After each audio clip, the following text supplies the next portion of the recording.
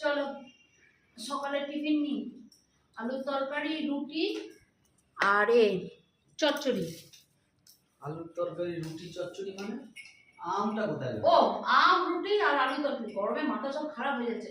এনারা আবার পরোটা করে শুধু দেখছি তোমার একারই লাগছে, না তোমাদেরও লাগছে। পশ্চিমবাংলাবাসীদের কারো গরম লাগছে না?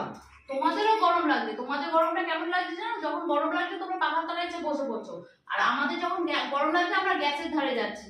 প্রথমে এখানে 45 ডিগ্রি, 42 ডিগ্রি, 43 ডিগ্রি, তার মধ্যে ওখানে আবার।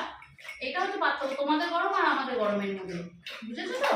এটা হচ্ছে ব্যাপার। এমন বলছে যেন সারাদিন তুমি 100 ডিগ্রি গরমে রান্না করছো। হ্যাঁ, এই যে টিফিন হলো, এরপর দুপুরে রান্না হবে, তারপর সন্ধ্যার চা চু এসব তো লেগেই রয়েছে, আবার রাতে রান্না হবে। একটা দিন পরে এই গরমে তখন বুঝতে পারবে। ডায়লগ দিতে খুব ভালো লাগে।